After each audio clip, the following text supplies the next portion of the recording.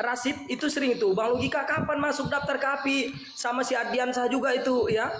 Terus saya tanya, aduh nggak usah lah, saya ini terlalu barbar saya orangnya. Nah, tahu apa jawaban mereka? Ya justru itu pentingnya API, Bang Logika. Karena di API kita itu di bawah naungan API itu mendapatkan fasilitas seperti apabila mendapatkan masalah ya bersangkutan hukum, maka API siap memberikan pembelaan terhadap kita. Nah, tetapi lucunya, oke lah, saya bukan karena itu yang ingin bergabung, tetapi saya bergabung itu karena menghargai teman-teman pada waktu itu. Ya udahlah, saya gabung, daftar, pakai KTP daftarnya itu, ya. Dan saya masukkan data, saya diberikan logo. Waktu itu ada 3 teman-teman, ya di dalam ini API ini ada 3 logo yang umum itu. Yang satu itu adalah tentang Laskar Typing. Laskar Typing ini ya hanya untuk orang-orang yang suka typing, nggak pernah naik. Jadi mereka itu dapat logo Laskar Typing dan mereka ini sistem.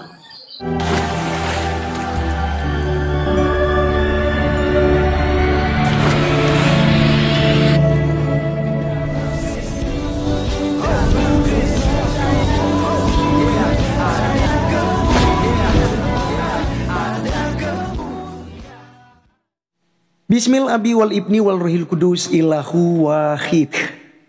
Pada video kali ini teman-teman sekalian, kita akan membahas mengenai Tuhan Logika. Di mana teman-teman sekalian sebenarnya si Logika ini pernah buat sebuah kesalahan, yaitu menginjak Alkitab di TikTok ya. Jadi dia taruh Alkitab di kakinya dan dia injak ya, begitu ya teman-teman sekalian.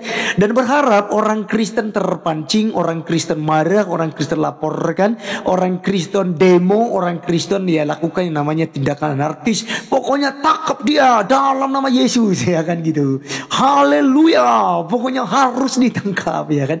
Jadi sebenarnya mereka berharap pada waktu seperti itu, tapi ternyata sebaliknya. Sehingga si Logika ini dijamah Tuhan dan dia merasa bahwa apa diperbuatnya itu sesuatu hal yang salah. Sekalipun dia tidak menjadi seorang Kristen, tetapi dia berubah teman sekalian. Yang tadinya dia adalah seorang penghujat, yang tadinya dia adalah seorang yang sangat menghina kekristenan, dia pakai jubah Yesus teman-teman sekalian, dia menari-nari gitu ya. Dan ya penghinaan lah terhadap kepada orang Kristen ya. Tapi semuanya berubah drastis. Dan teman-teman sekalian kali ini dia itu bongkar semua tentang API ya.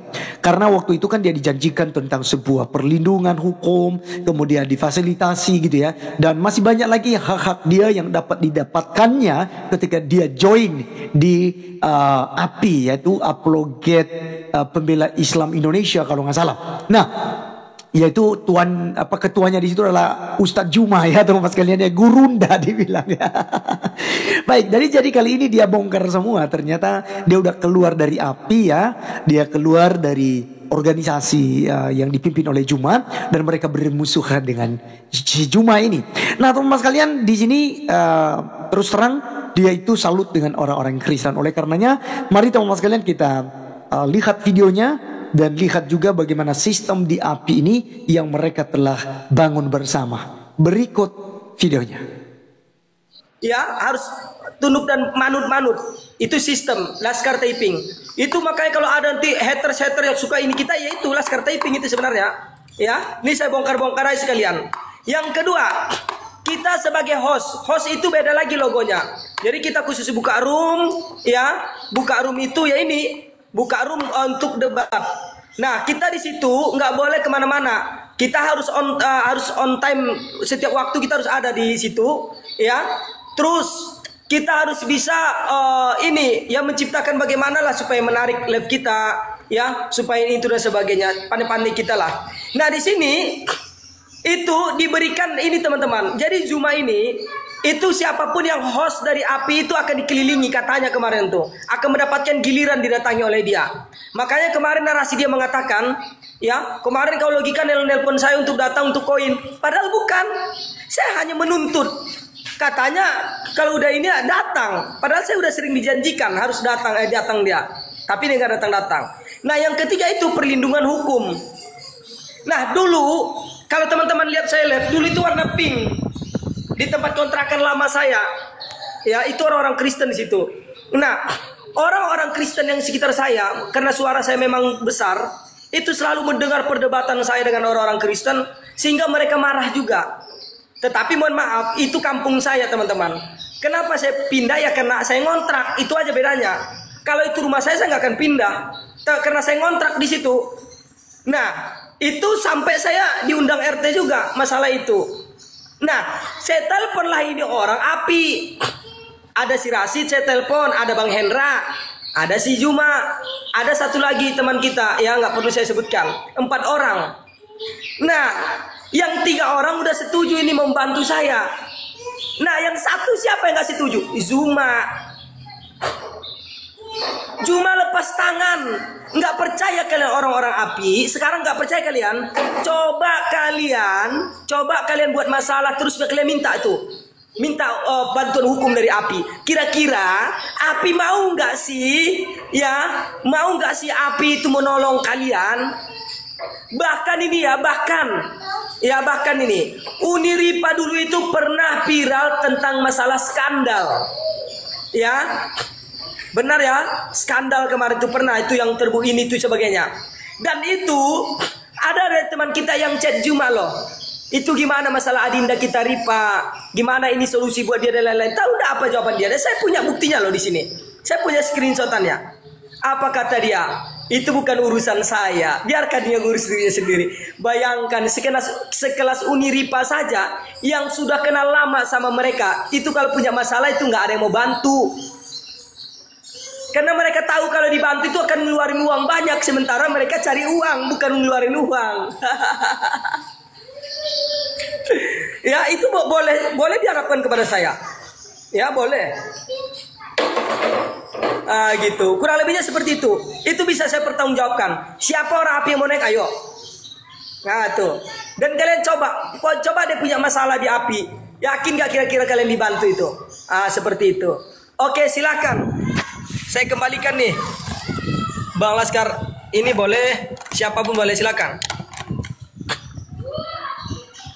Ya, teman-teman sekalian, itulah videonya yang kita sudah saksikan, dan itu kami kemarin live bersama di situ ya. Karena ada yang menanyakan ya, katanya kan dia kasih temanya itu kenapa Allah tidak punya anak. Nah ini sebenarnya dia membutuhkan jawaban dari orang-orang Islam. Jadi ketika ada orang Islam yang naik, itu larinya ke Kristen. Nah, Bang Logika ini dia sedang membangun sebuah ini baru perintisan ya. Membangun sebuah diskusi-diskusi yang kemungkinan jangan ada penghujatan. Artinya, biarlah masing-masing agama itu menceritakan tentang keindahan agamanya, ya kan? Jadi misalnya Islam harus menunjukkan seperti apa sih Islam yang rahmatan lil alamin, ya kan? Kemudian bagaimana Islam mengimani dan melakukan misalnya dengan kalimat lakum dinukum waliyadi.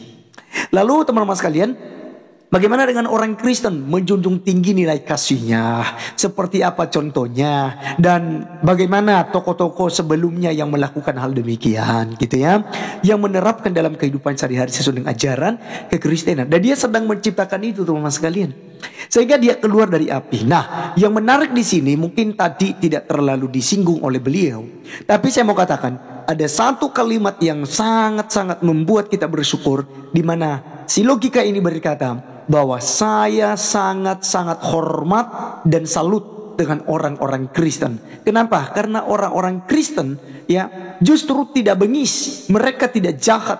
Yang jahat adalah orang-orang saya sendiri gitu ya, yang sahabat-sahabatnya sendiri, orang-orang terdekatnya sendiri, yang teriak-teriak, yang menyerukan, tangkap si Logika, penjarakan dia sampai busuk di penjara. Ya mungkin teman-teman sudah mendengarkan itu ya, sampai dia busuk di penjara. Pokoknya yang polisi yang ada yang nonton, pokoknya tangkap dia gitu. Ya, jadi teman-teman sekalian, bahkan ada seruan, oh silakan orang-orang Kristen laporkan ini orang. Memang dia udah keterlaluan menginjak-injak. Bahkan juga yang taping kemarin, yang waktu kami diskusi, banyak sekali itu si TV Laskar Kristus itu bodoh ya, tolol katanya, botol. Itu si logika itu sudah injak-injak Alkitab. Berarti kalau seandainya si Laskar tidak marah, itu artinya si Laskar merendahkan kitab sucinya. Ya, itulah pemikiran yang terbelakang teman-teman sekalian. Iya kan? Dia pikir bahwa orang Kristen itu mudah dihasut seperti itu. Teman-teman sekalian, waktu itu di room saya buka di TikTok juga. Banyak ya yang datang dan banyak penonton. Dan mereka katakan pokoknya ya ada yang setuju dilaporkan. Tapi saya mau katakan waktu itu, apa yang dikatakan oleh Alkitab dalam Roma 12 ayat 17 sampai 21. Janganlah kamu menuntut pembalasan. Karena pembalasan itulah haknya Tuhan. Iya kan? Ya, jika hal itu sedapat-dapatnya untuk penyelesaian dari kamu, hendaklah kamu ya menyelesaikannya dengan baik begitu. Jangan sampai kita memperumit gitu. Lagi pula kalau orangnya sudah minta maaf ya, udah kita harus memaafkan. Janganlah kamu kalah terhadap kejahatan, tapi kalah kejahatan dengan kebaikan. Jadi teman-teman sekalian, diajarkan kekristenan, mengasihi musuh, berdoa bagi mereka yang menganiaya kamu. Ini ajaran yang luar biasa. Makanya saya selalu katakan ya, teman-teman sekalian, ada dua keistimewaan kita. Setidak-tidaknya ada dua hal yang saya bagikan. Yang pertama adalah Anda mampu mengampuni musuh Anda mampu mengasihi musuh Anda, maka itu suatu keistimewaan dalam diri Anda sebagai seorang Kristen. Yang kedua, ketika Anda mampu untuk memberikan dari kekurangan Anda, orang lain akan memberikan. Orang-orang yang lain memberikan mungkin dari kelebihan dan kecukupannya. Tapi ketika Anda memberikan dari kekurangan Anda, ini sesuatu hal yang istimewa sebagai anak-anak Tuhan. Oleh karena itu teman-teman sekalian, kita berdoa selalu, sekalipun si logika ini belum ya, katanya saya masih tetap ya istiqomah dalam agama Islam, silahkan, tidak apa-apa. Tapi kita percaya teman-teman sekalian, jika dia dipilih oleh Tuhan, maka dia lama-lama akan menjadi pengikut Tuhan Yesus Kristus. Amin. Haleluya. Sekian video kali ini, sampai ketemu di video berikutnya. Tuhan Yesus memberkati. Salam.